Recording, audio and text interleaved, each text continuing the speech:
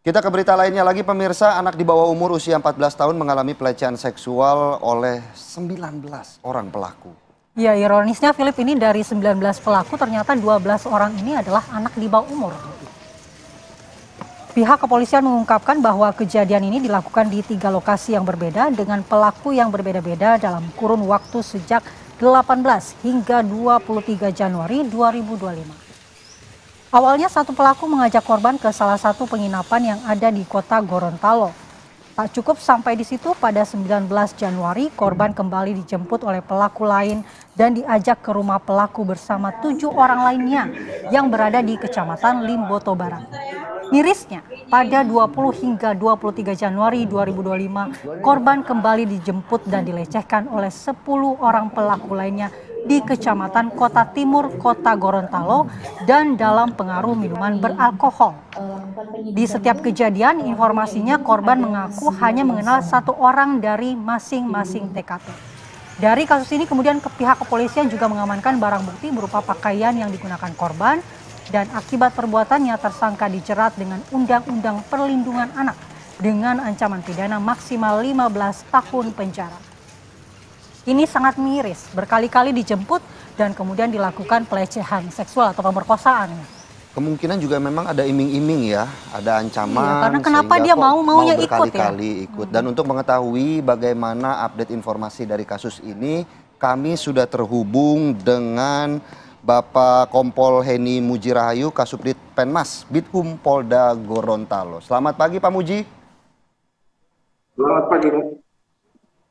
Baik Pak Muji, kami sebenarnya ingin mengetahui bagaimana kronologis awal kejadian ini, bagaimana kemudian korban bisa berkali-kali Pak diajak dan juga dilakukan pelecehan seksual oleh para pelaku. Baik, yang pertama ini bermula pada hari Sabtu tanggal 18 Januari, kebetulan si korban ini orang tuanya melakukan hari ulang tahunnya yang berlangsung sekitar pukul 7 sampai pukul 23 waktu setempat.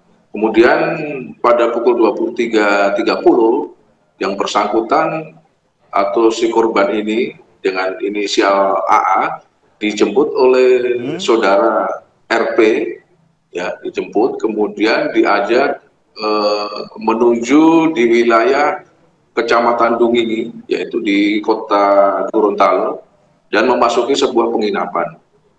Kemudian di situ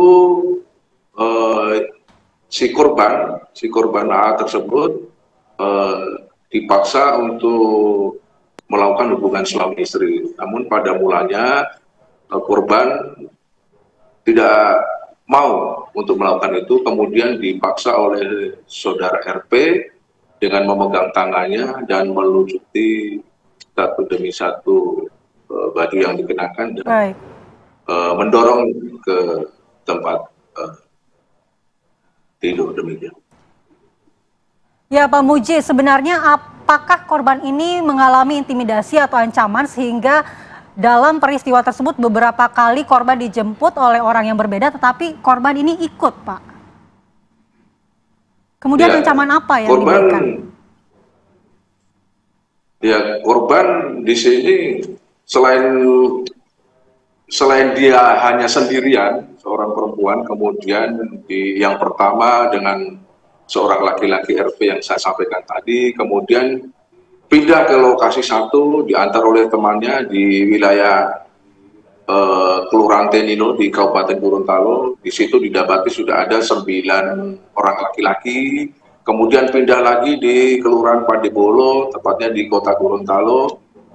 Di situ juga sudah ada 9 laki-laki dan melakukan hubungan secara bergantian. Karena mungkin dia seorang perempuan dan takut karena dia hanya sendiri dan di situ ada laki-laki semua, sehingga dia mau melakukan hal itu. Selain dibujuk rayu, mereka yang bersangkutan juga karena merasa takut dirinya melakukan suatu ancaman dan dilakukan tipu daya, yang melakukan tipu daya pada awalnya oleh laki-laki yang berada di tempat tersebut.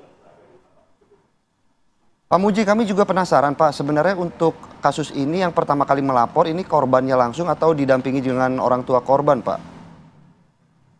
Ya, berakhirnya permasalahan ini ketika di saat lokasi itu terakhir di Kelurahan Padipulo di Kota Gorontalo, pada hari Kamis waktu itu, setelah korban keluar meninggalkan tempat di rumah tersebut di TKP ketiga, kemudian korban diantar oleh temannya menuju perumahan di Kelurahan Bensol, di wilayah Kota Gorontalo. Nah, disitulah yang bersangkutan atau korban tersebut sudah dijemput oleh anggota Polri. Karena dari pihak keluarga korban dalam hal ini ibunya telah melaporkannya hal tersebut kepada pihak kepolisian. Dan selama mulai dari hari Sabtu lalu, mulai kejadian tersebut sampai hari Kamis itu, anak tersebut telah dicari-cari oleh orang tuanya. Dan akhirnya orang tuanya melaporkan hal tersebut ke pihak kepolisian, dalam hal ini Polda Gorontalo. Ya, Pak Muji, sebenarnya ke-19 orang ini siapa saja, Pak? Apakah mereka saling kenal atau saling berkaitan, Pak? Ya, tentunya dari 3 lokasi ini hanya berapa orang saja yang korban kenali. Namun yang lainnya selain yang korban kenal itu, mereka orang lain hanya teman dari orang-orang yang berada di situ. Jadi misalnya di lokasi di Limbo itu ada 9 orang. 9 orang itu hanya berapa orang saja, 1-2 orang yang korban kenal dengan yang bersangkutan. Selain itu hanya teman-temannya yang laki-laki tersebut, yang lain tidak kenal. Demikian juga di TKP ketiga di Padurus, dengan demikian juga halnya yang sama juga. Jadi hanya berapa orang yang dikenali, yang selainnya itu dia tidak kenal. Demikian. Baik Pak Muji, dari 19 orang ini apakah polisi sudah mengetahui siapa otak dari yang ingin melakukan tindak pemerkosaan atau pelecehan seksual, Pak? Ya, kalau dalam penyidikan di sini kita mengikuti alur kronologis. Jadi yang pertama yang membawa tentunya hal ini yang membuat kejadian ini terjadi. Ya, kejadian ini terjadi. Dari 19 tersangka yang waktu itu diamankan oleh kepolisian. Jadi dari pihak kepolisian Polda Gorontalo, di Krimpung Polda Gorontalo, dari 19 orang kami telah menetapkan 8 orang, ya, menetapkan tersangka 8 orang, kemudian hanya 6 orang yang kami tahan. Dan yang 12 orang lagi, ini kita masih menunggu pendampingan dari Bapas. Demikian.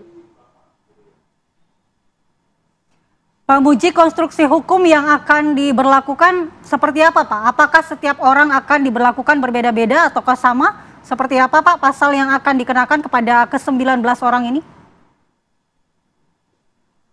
Ya, tentunya beda, karena tersangka dari 19 orang tersebut tidak semuanya dewasa. Ya, seperti saya sampaikan tadi, kami hanya menetapkan tersangka sebanyak 8 orang. Kemudian dari 8 orang itu 6 orang yang kita lakukan penahanan, karena yang lain usianya masih di bawah 18 tahun. Ya, sementara kami kembalikan dulu kepada orang tua, dan kita sambil menunggu dari pihak Bapas untuk melakukan pendampingan dalam hal pemeriksaan nanti bagi tersangka-tersangka yang masih di bawah umur. Demikian. Pak, dari 8 orang itu apakah memang hanya 8 yang kemudian melakukan pencabulan, atau dari 6 yang sudah dipulangkan ke orang tua juga ikut melakukan pencabulan namun dikembalikan sementara ke orang tua mereka? Hanya dikembalikan sementara, Pak. Jadi proses hukum tetap lanjut, hanya ini dikembalikan sementara karena kita nanti dari pihak Bapas yang akan melakukan pendampingan. Untuk proses selanjutnya pemeriksaan tetap dijalan, tapi mesti harus didampingi dengan dari pihak Bapas sendiri. Dan tersangka yang ditahan ini yang umur dan silakan, Pak. yang sudah kami tahani, Dan yang tersangka yang sudah kami tahan ini yang umurnya sudah dewasa. Makanya kami melakukan penahanan. Selebihnya kita masih menunggu pendampingan dari pihak Mabes. Baik, baik. Terima kasih Pak Muji atas informasinya.